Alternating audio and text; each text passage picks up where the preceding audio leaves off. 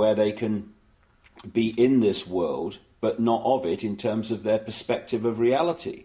If you disconnect people and hold them in this density, hold them in this illusory reality, they are in this world and they are also of it.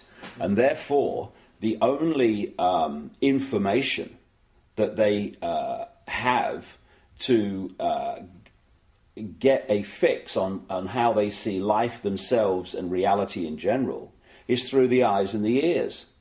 And who controls that? The Illuminati control that through what we laughingly call the education system, the mainstream media across the planet. And that's what they're trying to do. They're trying to disconnect us from multidimensional infinity so that we don't see the world from that perspective and therefore see through the illusion and see through the nonsense and see through the lies. And then once they've disconnected people, they then program this lower level of our consciousness with a reality that suits them.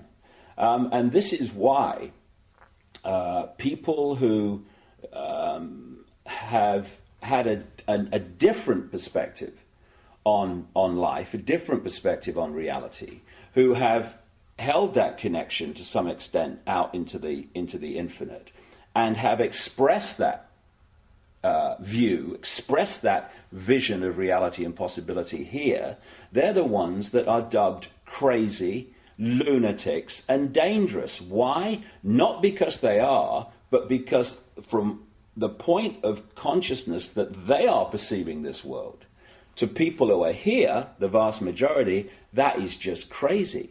I mean, if you said to people, is that table solid? They say, of course it is. Well, it isn't. It can't be. It's made of atoms, right? And atoms are not solid. Tell me how it does that. Our minds do that by turning vibrational fields into apparently physical objects. The denser the vibration, the slower the vibration, the more dense that we decode that into what appears to be a physical object.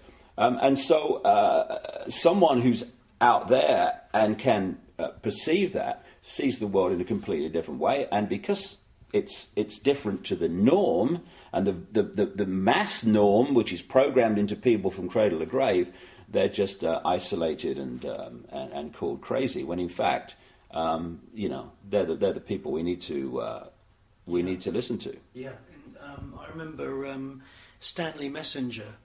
He said to me once that there are no objects, there are no things. Everything that, like for example, the wooden table, everything is an event, because once that was a tree, and in years to come that will be thrown away into a skip and it'll end up decomposing somewhere. We don't perceive that as an event because it's happening on a slow scale. But there are no things, there are only events. Well, that table was once a tree, and when it was a tree, it was an illusion. Now it's a different kind of illusion, and when it's thrown on the scrap heap and goes back to energy as it decomposes, then it will still be an illusion. And this is for me, if you're talking about how we're controlled, how the few control the many, if you can suppress the information that people receive in terms of what is possible, you, to the same rate, suppress their perception of what is possible. Okay, now once you have accepted that what we're told is possible is how it is, then you're living in a box that big. So anyone that starts to talk about things that are beyond that perception of possibility, you immediately dismiss them as crazy. And I'll give you an example of what I'm talking about. A few centuries ago, when people said the Earth was a sphere, they were perceived as crazy and dangerous. And one of the reasons was that if you lived on the bottom of a ball, you would fall off, right? Now, once you introduce the law of gravity, what appears at first sight to be a nonsensical idea becomes perfectly logical. However, if you suppress at that time knowledge of the law of gravity, then people are going to dismiss the truth because they can't perceive that the truth can be possible. And when you're talking about entities that shapeshift, that appear and disappear, UFOs that appear and disappear, if you program the population to believe that this world is all there is, that this is a solid world of solid individual objects, then the idea of things appearing and disappearing or shape-shifting from one state to another, to that sense of perception, is totally ludicrous. But once you introduce the suppressed knowledge, which is that this world is not solid, and what we're living in is basically symbolically a radio station, in terms of all the radio and television stations broadcasting to this place now are all existing in the space that I'm sitting in. I can't see them. They are not aware of each other unless they're really close on the dial, because they're on different frequencies. And if I'm on or something else is on a different frequency, a seriously different frequency to that wall, then I can walk through it, or something else can walk through it. Just as if I turn my radio on now, I tune into a radio frequency broadcast that's coming through this wall or this window.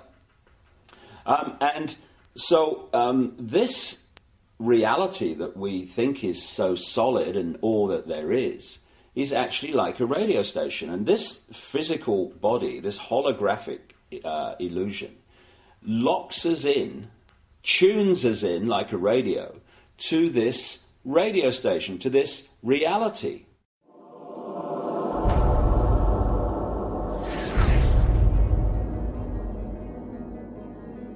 After 200 years of Kabbalistic magic and bloodthirsty crusades, wantonly murdering children, women, and engaging in ritualized sodomy, the French Knights Templar were rounded up, tortured, and executed. Many confessions told of the Knights Templar monks ritually sodomizing each other, invoking evil spirits, and implanting these spirits into animals such as cats. Various black magic artifacts were confiscated from castles owned by the Knights Templar, including silver caskets containing desiccated heads and skulls. The Knights Templar referred to these heads as Baphomets. They were placed at the center of a round table. Templars would then conduct a séance invoking the spirit of Lucifer to speak through the head. The most damning information exposed them as anti-Christs. Several Knights Templar confessed that the image of Jesus was spat upon and trampled during Kabbalistic rituals, a satanic tradition which is still practiced to this day at lodges of the Ordo Templi Orientis, which was once headed by Aleister Crowley. Many Knights Templar bribed their way out of prison and escaped to Scotland and the Mediterranean island of Malta. They first renamed themselves the Sovereign Knights of Malta, and then, after establishing trade routes to North America long before Christopher Columbus, they re-emerged in Scotland, calling themselves Freemasons.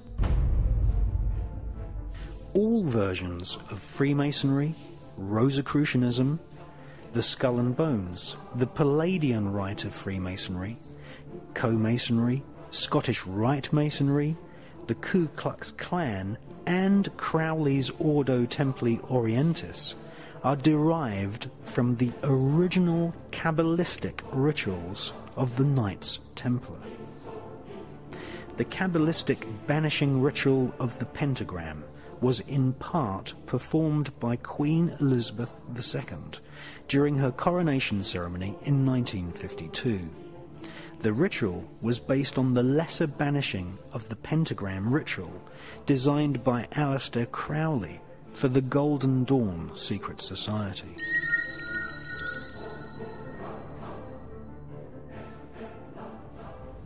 There comes now yet another ancient ceremony.